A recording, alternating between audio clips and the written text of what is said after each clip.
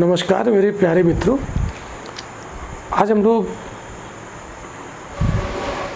लोग ज्योग्राफी की जो सीरीज़ चल रही थी, इसमें क्लाइमेटोलॉजी में पढ़ा रहा था। क्लाइमेटोलॉजी में टॉपिक चल रहा था विंड्स का। तो विंड्स का आज हम लोग लेक्चर नंबर 5 कवर करेंगे। तो इस लेक्चर 5 में हम लोग लोकल विंड्स कवर करेंगे। तो लोकल विंड्स में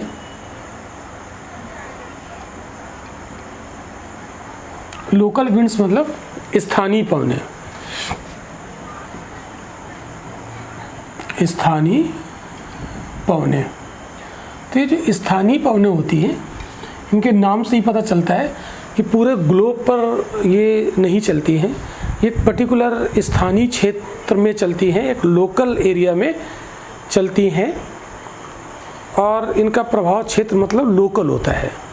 अब जैसे मान लीजिए एक देश में चल रही तो दूसरे देश में ज़रूरी नहीं कि वो वहाँ पर चले। तो जिस अक्षांश पे ये चल रही है उस अक्षांश पे पूरे ग्लोब पर नहीं चलेगी, एक उस अक्षांश पे पर्टिकुलर क्षेत्र में चलेगी, बाकी हर जगह नहीं चलेगी। तो इसकी विशेषताएं क्या होती हैं लोकल विंड की? विशेषता नंबर 1, इनका प्रभाव क्षेत्र सीमित होता है। इनका प्रभाव क्षेत्र सीमित होता है, मतलब एक देश का कुछ भाग या 2 या अधिक देशों के कुछ भाग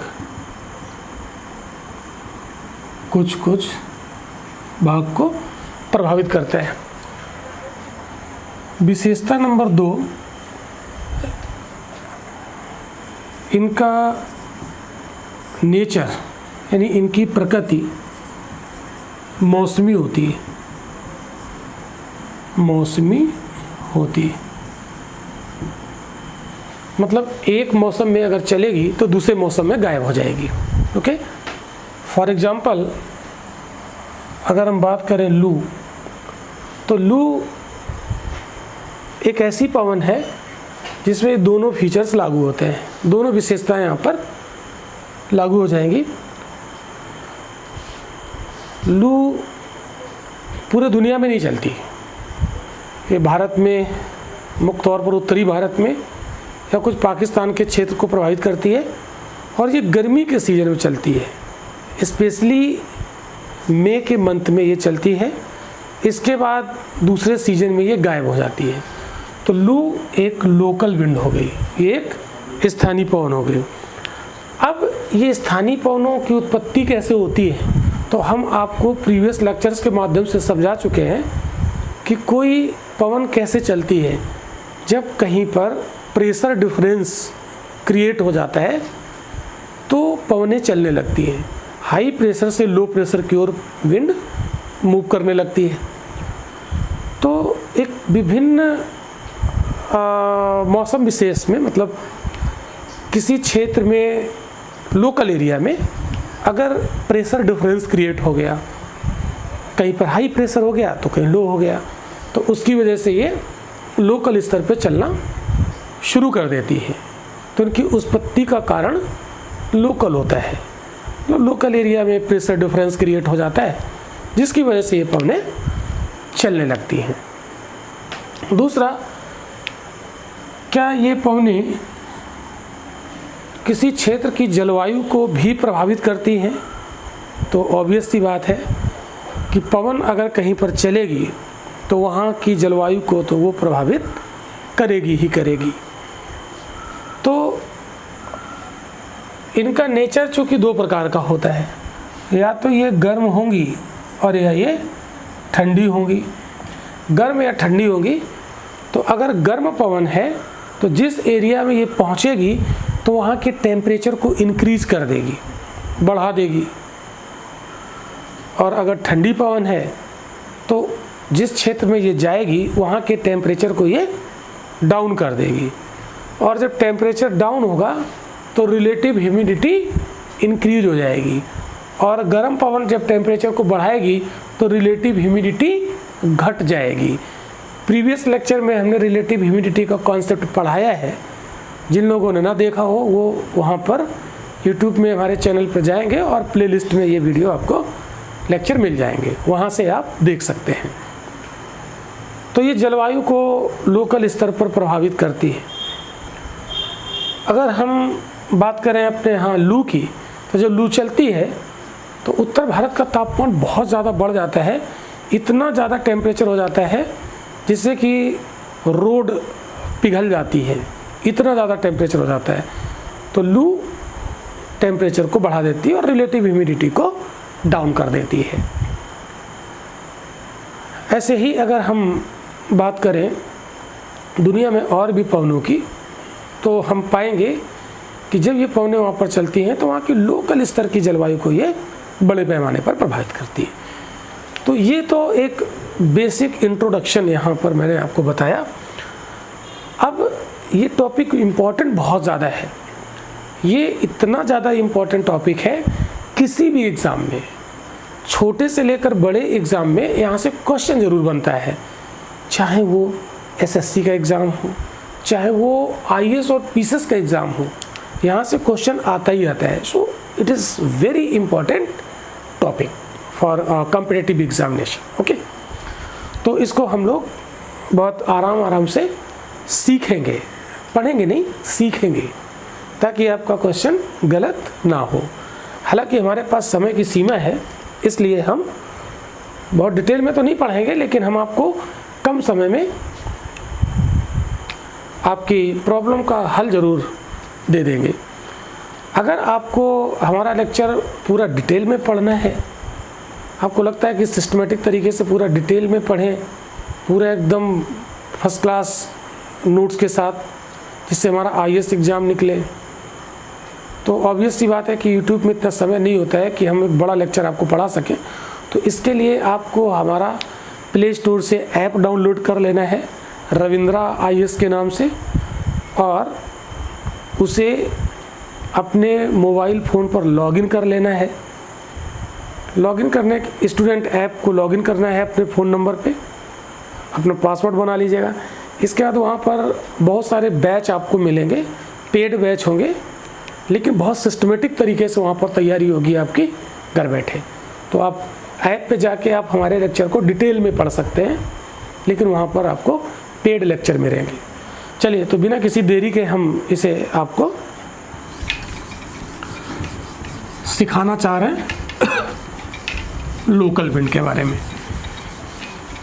तो लोकल विंड में सबसे पहले हम लोग गर्म और शुष्क पवनों की बात करेंगे। दो नेचर की होती हैं, तो सबसे पहले हम बात करेंगे गर्म और शुष्क, मतलब उष्ण एंड उष्ण और शुष्क। भूगोल में बोलेंगे उष्ण एवं शुष्क, warm and dry local winds, warm and dry local winds. तो हर एक कॉन्टिनेंट में आप इन्हें पाएंगे, किसी भी कॉन्टिनेंट में जाएंगे कुछ एक आपको वहाँ पर लोकल विंड मिल ही जाएगी, कहीं पर गर्म भी मिलेंगी, कहीं ठंडी भी मिलेंगी। तो सबसे पहले हम उष्ण पवनों की बात करेंगे। तो इसमें सबसे पहला हम आपको अफ्रीका महाद्वीप के बारे में यहाँ पर बताएंगे। बड़ी इम्पोर्टेंट विंड है यहाँ पर अफ्रीका महाद्वीप में।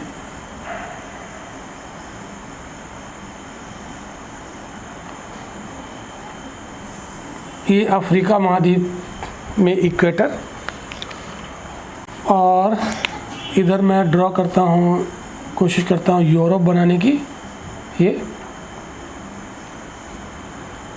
और ये हमारा मेडिटेरेनियन सी है, यानी भूमध्य सागर। और यहाँ पर ये सहारा का मरुस्थल है, ये उत्तरी अफ्रीका में। अब यहाँ से कुछ विंड इस तरीके से चलती हैं, ये रेड कलर से मैंने इनको ड्रॉ किया हुआ है। अब इस विंड में यहाँ पर हम बात करेंगे सिराको की। सिराको विंड, ये जो नेम है ये लोकल नेम है इटली में चलने वाली लोकल विंड का, sirocco. It is very important wind, very very important wind, बहुत पूछी जाती है। सिराको बेसिकली ये जो विंड है मैंने यहाँ पर ड्रॉ की है रेड कलर से, ये सहारा के मरुस्थल से विंड चलती है। इसकी डायरेक्शन क्या है, ये साउथ वेस्ट से नॉर्थ ईस्ट की ओर चलती है, लोकल विंड है। सहारा के मरुस्थल से सैंड को ये अपने साथ ले जाती है उड़ा के, मेडिटेरेनियन सी को क्रॉस करती है, भूमध्य सागर को क्रॉस करती है, भूमध्य सागर से नमी एब्जॉर्ब करती है, ह्यूमिडिटी एब्जॉर्ब करती है, क्योंकि ये गर्म है, वार्म विंड है, और वार्म विंड होगी तो उसके पास ह्यूमिडिटी कैपेसिटी ज़्यादा होगी, तो मेडिटेरेनियन सी को क्रॉस करेगी तो यहाँ से ह्यूमिडिटी एब्जॉर्ब करेगी और ये इटली में जाकर रेनफॉल कराएगी। तो रेनफॉल के साथ साथ ये सैंड के पार्टिकल्स भी वहाँ पर गिराएगी, और वो सैंड के पार्टिकल होते हैं रेड कलर के। तो सब वो जब रेड कलर के होते हैं तो ऐसा लगता है कि जैसे ऊपर से लाल रंग का खून गिर रहा है, तो कहते हैं ये ब्लड रेनफॉल कराती है, ये रक्त वर्षा कराती है, रक्त वर्षा कराती है, ब्लड रेनफॉल। तो ब्लड रेनफॉल कौन सी विंड कराती है, तो उसका नाम है सिराको, मोस्ट इम्पॉर्टेंट। तो ये कहाँ पर कराती है, इटली में। तो कहाँ कराती, कौन से कंट्री में, तो याद रखना है इटली में। ये बहुत बार मल्टीपल टाइम क्वेश्चन ये पीसीएस में और आईएएस में आया है, मैचिंग आती है ए लिस्ट बी लिस्ट, इधर विंड दे देगा और इधर कंट्री दे देगा मैचिंग करने के लिए, या कौन सी वार्म है कौन सी कोल्ड है, इस तरीके का क्वेश्चन यहाँ से पूछा जाता है, ध्यान रखिएगा। अब हम इसी सिराको का नाम देखिए, अलग अलग कंट्री में नाम बदल जाएगा। इटली में है तो सिराको, और यहाँ पर कुछ कंट्री हैं अफ्रीका महाद्वीप के नॉर्थ में भूमध्य सागर से सटे हुए, तो मैं उन कंट्री का नाम बताना चाहूँगा, METLE, मेटल। ये 5 ऐसे कंट्री हैं नॉर्थ अफ्रीका के, नॉर्दर्न अफ्रीका में, जो मेडिटेरेनियन सी के किनारे हैं, जो उससे बाउंड्री बनाते हैं, टच करते हैं। ये अपने आप में मैप का क्वेश्चन भी है। अब मेटल का मतलब है क्या, एम का मतलब होता है Morocco, A Algeria, T Tunisia, L Libya और ई इजिप्ट। अब यही सिराको विंड जब ट्यूनीसिया में चलती है तो ट्यूनीसिया के लोग इसे चिली कहते हैं। क्या नाम देते हैं, चिली, कहते हैं मिर्च जैसी कड़ू है, तीखी है, तो ये चिली विंड है। कहाँ पर, वही सिराको है, सिराको ही तो ट्यूनीसिया में इसको चिली कहते हैं, अलग कंट्री में नाम इसका चेंज हो गया। अब आप देखो, जब ये विंड लीबिया में चलती है, जब ये लीबिया में चलती है, लीबिया से होकर जाती है, तो लीबिया के लोग इसको क्या कहते हैं, गिबली। कहाँ के लोग, लीबिया, तो लीबिया के लोग इसको क्या बोलते हैं, गिबली। इसी प्रकार जब ये विंड इजिप्ट यानी मिस्र में चलती है, तो मिस्र के लोग इसको खमसिन कहते हैं, खमसिन। तो देखिए विंड एक ही है, अलग अलग कंट्री में इसको अलग अलग नेम से जानते हैं। तो सिराको कहाँ, इटली में, उसी विंड को ट्यूनीसिया में चिली, उसी विंड को लीबिया में गिबली, और उसी को इजिप्ट में यानी मिस्र में खमसिन कहते हैं। तो कितनी विंड हो गई, 1 2, 3 एंड 4। बताइए 4 विंड आपको याद हुई।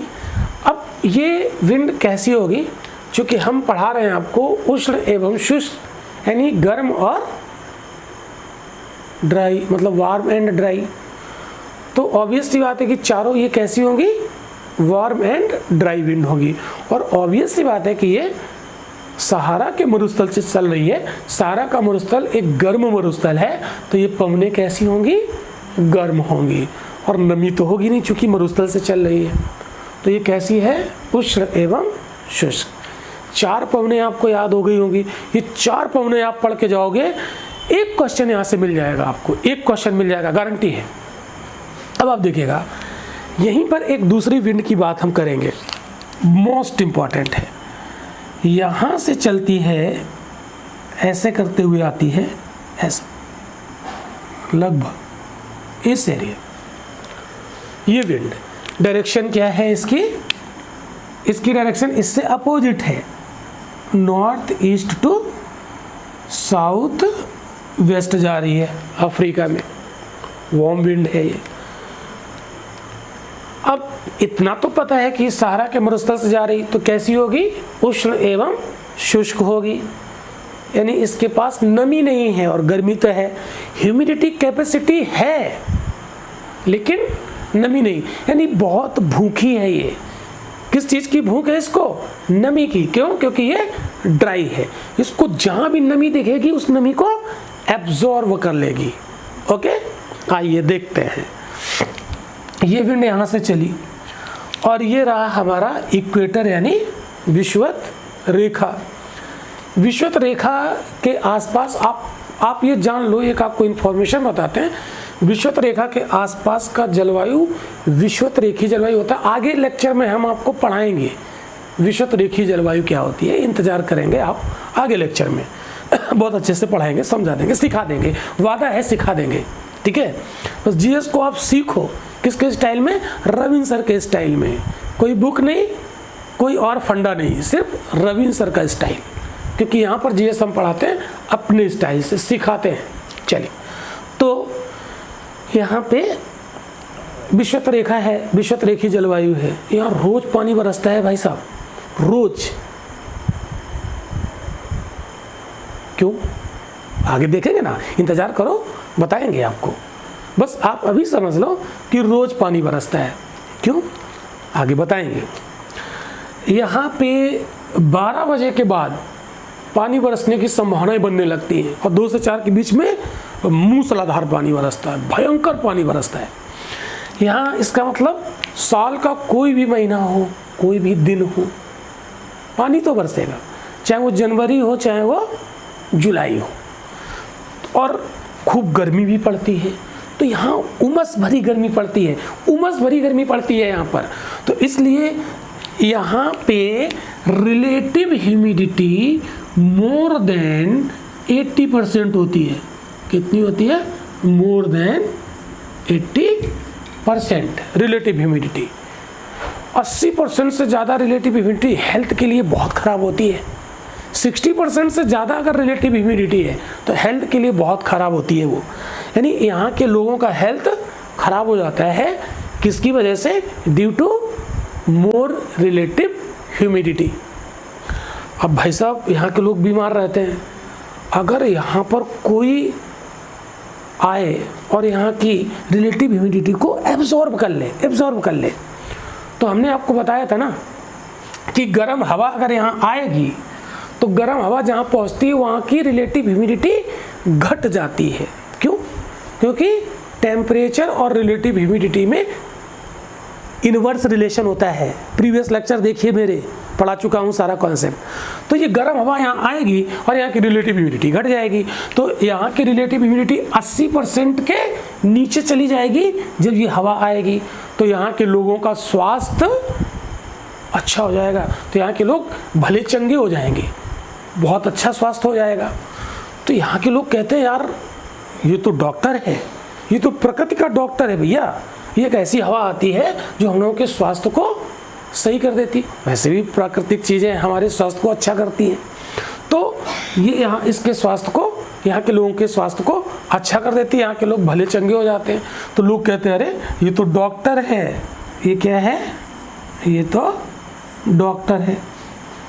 तो इसका नाम ही पड़ गया डॉक्टर बिंड। इसका जो टेक्निकल नेम है वो है हर्मट्टन।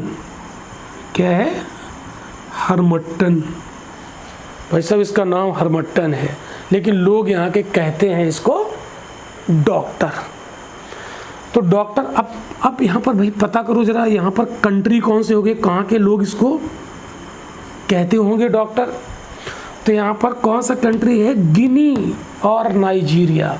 कौन से कंट्री है, मैं लिख रहा हूँ यहाँ पर कौन से कंट्री है। 2 कंट्री यहाँ पर दिखेंगे आपको, गिनी और नाइजीरिया। तो गिनी और नाइजीरिया को ये प्रभावित करती है। विषुवत रेखीय कंट्री है, ये देश है। तो एक बार ये क्वेश्चन पूछा गया और आपको विश्वास नहीं होगा, एसएससी के एग्जाम में आया था। ये पूछा गया था हर्मट्टन विंड की डायरेक्शन क्या होती है। तो बड़ी समस्या भाई एसएससी के लड़कों में कि भैया हर्मट्टन विंड हम जानते ही नहीं कि है क्या। तो डायरेक्शन तो बहुत दूर की बात है, तो कहीं दूर की बात है। देखो डायरेक्शन क्या है, नॉर्थ ईस्ट से साउथ वेस्ट इसकी डायरेक्शन है। कितना आसान क्वेश्चन है, लेकिन होश उड़ गए भाई साहब, लोगों के होश उड़ गए, सब गलत करके आ गए। तो ऐसे पढ़ो ना, कहाँ गलत होगा, हो ही नहीं सकता है, सवाल ही नहीं उठता है कि गलत हो जाए। बस क्लास तो करो, पढ़ो तो जीएस को, नज़रिया तो लाओ जीएस पढ़ने का। आओ ना रविंद्र सर के पास, देखे फंडे, जीएस सिखा दूंगा, वादा है मेरा, प्रॉमिस है, जीएस सिखा दूंगा। आपने अभी तक खेल खेल में कितनी पौने पढ़ी, 5। बताओ जीवन में कभी भूलोगे, नहीं भूलोगे, नहीं भूलोगे। अगर इस लेक्चर को आपने रिपीट करके देख लिया, बार बार देख लिया, नहीं भूलोगे। सारी पौने यहाँ फीड कर दूंगा, यहाँ ध्यान से देखिए। तो ये आपने देखा इस जगह, अभी और है, अभी ये ख़त्म नहीं हुआ है भाई साहब, लेकिन क्या करें, मैप में जगह नहीं। चलिए जगह बनाता हूँ, जगह बनाता हूँ भाई साहब, मैप में थोड़ी सी जगह बना लेता हूँ, इसी में बनाता हूँ, एडजस्ट करता हूँ।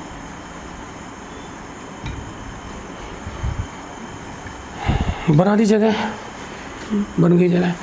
अब यहाँ पर एक पॉइंट मैं आपको बताऊंगा जो बहुत अच्छी, बहुत मज़ेदार होगी।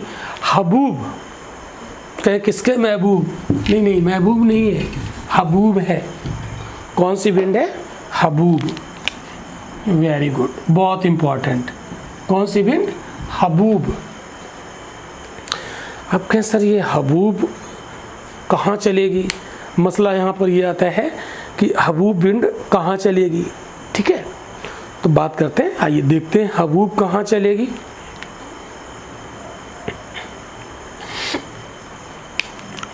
आपने नाम सुना होगा एक कंट्री, यहाँ पर सारा मरुस्थल में एक कंट्री है, सूडान। कौन सा कंट्री है, सूडान। तो सूडान कंट्री में हम हबूब को देख सकते हैं भैया, लगभग यहाँ ये सूडान पड़ेगा। ऐसे एक हमने आइडिया से लोकेशन बनाई, ये सूडान है। सूडान तो 2 हो गए, पार्टीशन हो गया, उत्तरी सूडान और दक्षिण वाला सूडान। उत्तरी सूडान को सूडान ही बोल रहे हैं, दक्षिणी वाला अलग हो गया, दक्षिणी भाग। खैर बात अलग है, हो जाने दो, कोई दिक्कत नहीं।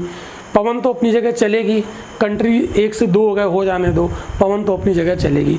तो हबूब विंड यहाँ पर चलती है। साहब कैसी होगी, तो हबूब कैसी होगी, तो हबूब को किसी ने देखा होगा, महसूस किया होगा, सहारा के मरुस्थल में चल रही, कैसी होगी, गर्म होगी।